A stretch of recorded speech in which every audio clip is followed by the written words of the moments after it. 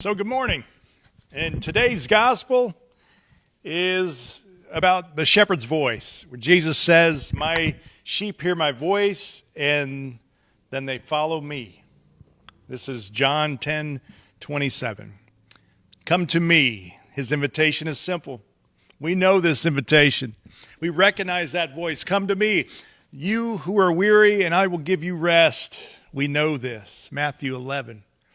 Follow me, and I'll make you fishers of men. This one we certainly know. Come and see. These are the things that Jesus tells us. This is what the shepherd shares with us. His gentle invitation to come.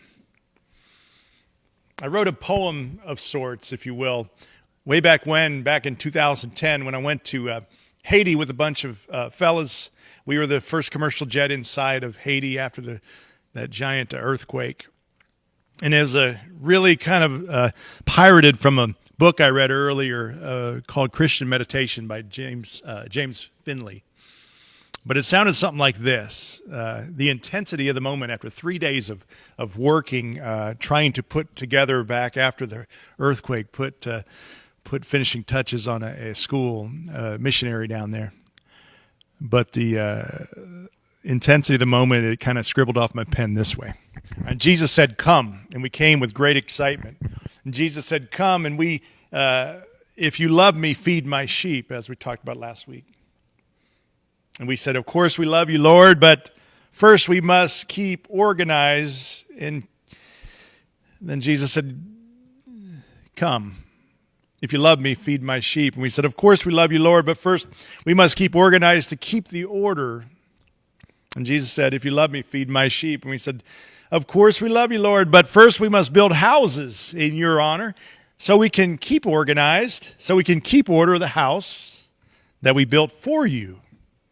And Jesus said, "If you love me, feed my sheep." We responded, "In order to keep the order, to organize your house, we must keep out those who do not understand our order." Our order. And Jesus said, "If you love me, feed my sheep." But we could not hear his voice anymore. There was too much chatter. Today I heard Jesus' voice. I heard it in the hope of people of Haiti. I heard songs of praise behind the rubble. See, whether it's Haiti after an earthquake, or Pine Island after 3 devastating hurricanes, or the passing of a loved one, or a war-torn region where suffering is everywhere. In all those places, Jesus is. We hear his voice. When we care for the least of these, when we care for those, Jesus makes it clear that as you do unto the least of these, you do unto me. We read this in Matthew 25. See, I often think of that classic book, Night. It was an account of a 14-year-old boy's experience in Auschwitz. A true story of the Nobel Peace Prize winner, the late Elie Wiesel, if you remember. But Night is a reflection of the darkest of nights in recent world history. And the question that always had been posed by Elie Wiesel was, what is our response to Auschwitz?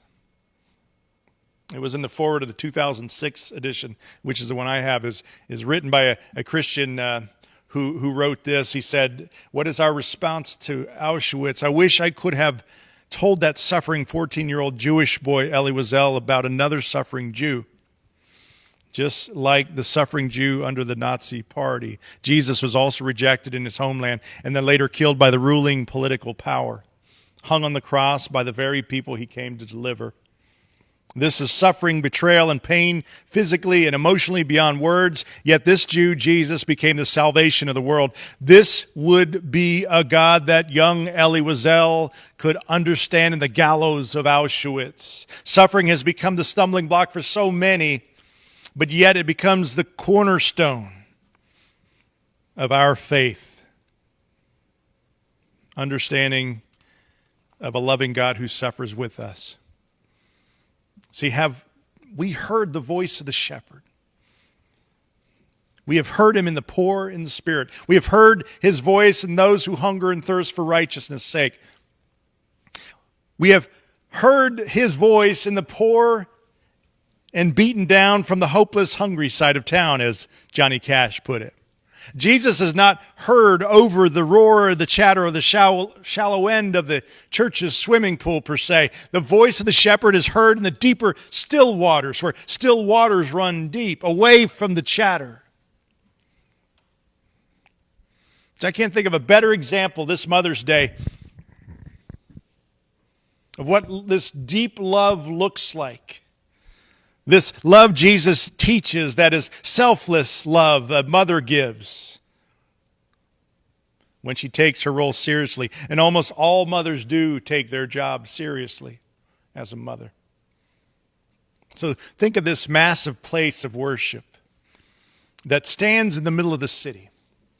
Inside this powerful proclamation, it's a minister who's pounding a fist, and inside the wall, the message is complete with shouts and chastising and threatening. Fear penetrates the gathered. That message of hope is squelched. Fear is replaced directly next to this giant place of worship where the minister is pounding his fists. Is a little place, a little community hospital birthing suite, much smaller in size. Inside the suite, you can hear the cooing of new life just moments after its arrival. Inside the suite, this new life is recognizing God's presence in the silhouette of his exhausted new mother who lays by his side. And the exhausted mother recognizing the presence of God in that new life that is huddled by her side. See, it is clear that we have eyes to see. If we have eyes to see, that motherhood speaks louder of the nature of God than the narcissistic preachers holding congregations captive in fear. See, God's nature is best expressed in cooing than it is in shouting. So we are all somewhere between religious liberation that Jesus brings us and the institution that religion has built around Jesus. We all live in somewhere on this spectrum. See, if a person is liberated to practice kindness, to love mercy, and to walk humbly with Jesus, then like a mother of a newborn child, that person recognizes the voice of the shepherd. The voice of the shepherd inspires us to be empathetic to the least of these. It is our response to the horrible tragedies like earthquakes, like hurricanes, like Auschwitz. If we love Jesus, we feed his sheep.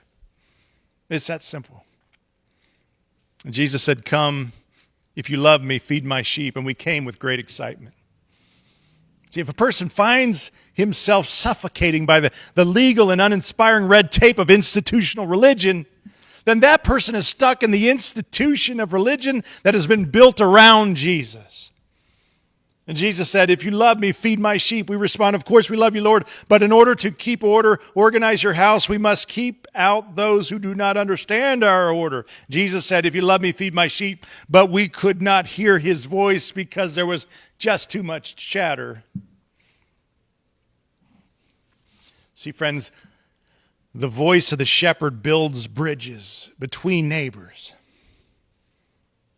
If our religion builds walls between neighbors, then we are deep in the uninspired institution of religion built around Jesus. And with all that chatter, we can no longer hear the voice of the shepherd. We hear the shepherd's voice not in the prosperity of the fortunate, but as a humble invitation that says, "Come and see. Follow me. Come and see me disguised as the poor and beaten down, living on the hopeless, hungry side of town. Follow me and hear songs of praise behind the rubble following the earthquake. Come and see neighbors helping neighbors after a hurricane. Don't look for me shouting from the pulpit. I won't be there. But instead, come and see next door to that underfunded birthing suite.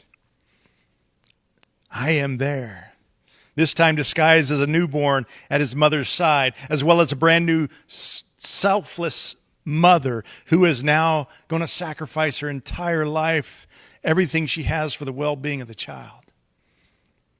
Come and see. See, Jesus would make it clear that he would have no interest in the religious institution that twists his words into a more aggressive tone. For the shepherd's voice is gentle and humble in heart.